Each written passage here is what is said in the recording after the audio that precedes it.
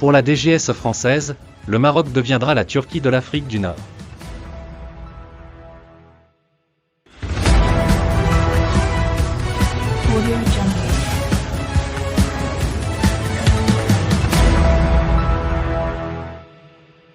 La machine à souiller est en branle et tous les moyens sont mis à son service pour atteindre son objectif, affaiblir le royaume du Maroc en le salissant, affirme à Maghreb Intelligence un ancien ambassadeur français à Rabat, aujourd'hui à la retraite. Et le procédé semble très rodé comme du papier à musique. Alterner des enquêtes non corroborées d'ONG, présumées indépendantes, publier des dossiers de presse et de reportages soi-disant objectifs dans des médias prétendus neutres, organiser des cabales sur les réseaux sociaux et enfin tenter le contint diplomatique. Pour la DGSE, dirigée depuis bientôt 6 ans par Bernard Aimier, l'essor du Maroc qui ressemble étrangement à celui de la Turquie est désormais inquiétant pour Paris. Cela lui rappelle d'amers souvenirs quand il a été ambassadeur à Ankara entre 2007 et 2011 et où à la montée en puissance des héritiers de l'Empire ottoman. Pour Bernard Aimier, le traumatisme d'un pays qui ose défier économiquement, culturellement, militairement et surtout sur le plan diplomatique la France refait surface. Mohamed VI insondable pour Paris. Selon des sources bien informées de Maghreb Intelligence, l'inimitié de la DGSE envers le Maroc ne date pas de ces dernières années. Elle remonte au début des années 2000 et le changement de règne à Rabat. À la piscine, on ne connaît pas très bien le nouveau monarque ni ses choix économiques et diplomatiques. C'est juste que l'on se rend rapidement compte qu'il récuse toute ingérence paternaliste de Paris. Il n'a pas le tropisme français de Hassan II, expliquent nos sources. Mohamed VI installe un nouveau management au sommet de l'État marocain que les Français ne comprennent pas du tout. Dans l'entourage proche du souverain alaouite, rares sont ceux qui ont des accointances dans l'Hexagone.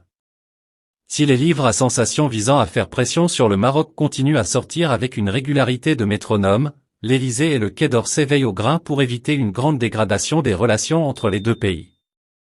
Mais au début des années 2010 la donne change. Économiquement, le Maroc s'arroge des parts de plus en plus importantes sur le marché africain. Banques, assurances, entreprises de BTP, télécom, aériens et bien d'autres secteurs font que Casablanca devienne plus proche de Dakar, Abidjan et Libreville que Paris. Dans la capitale française les dents grincent. Et la diplomatie suit. Rabat est désormais une étape incontournable pour les chefs d'État du continent. À Paris, le mal dedans est insupportable. Rabat incontournable en Afrique. Sur le plan sécuritaire, non seulement le Maroc s'autonomise, mais ses services de renseignement prennent le devant dans la lutte antiterroriste et la guerre contre le grand banditisme. Les Marocains participent à déjouer de nombreux attentats sur le sol européen. Les Allemands, les Espagnols et les Américains saluent les Français, principaux concernés, détournent les yeux. La gestion que fait le royaume chérifien du printemps arabe et des islamistes marocains n'est pas du goût de la DGSE, adepte de l'éradication pure et simple de l'islam politique. Aux grandes dames de Paris, Rabat laisse la parenthèse islamiste ouverte pendant une dizaine d'années. Les barbus finiront par quitter le gouvernement comme ils sont venus par les urnes. Une leçon magistrale dont tout le monde est content sauf les Français bien sûr. Mais, c'est la goutte Donald Trump qui fera déborder le vase.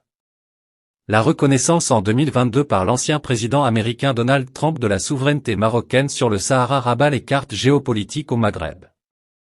Dans la foulée, l'Allemagne et l'Espagne se rabibochent avec le Maroc sur le même dossier. Et c'est le roi lui-même qui le signifie clairement dans un de ses discours, pas de grands marchés, TGV, ports, infrastructures, au royaume pour les entreprises des pays qui traînent les pieds pour reconnaître la souveraineté marocaine sur le Sahara. Se sentant visés, les Français n'apprécient pas du tout, et ils répliquent. Pegasus est bien avant Chris Coleman, le Qatargat, le vote contre le Maroc au Parlement européen, la dissolution du Conseil français du culte musulman élu où les Marocains sont majoritaires sonne aujourd'hui comme des rappels à l'ordre de Paris. La France fera tout son possible pour que le Maroc ne s'impose pas à la tête du Maghreb. Beaucoup de responsables français savent que l'Algérie est en déliquescence et que son avenir est compromis à moyen terme. Alors, ils vont essayer de freiner le royaume ou du moins ralentir son avance, explique à Maghreb Intelligence, l'ancien ambassadeur français.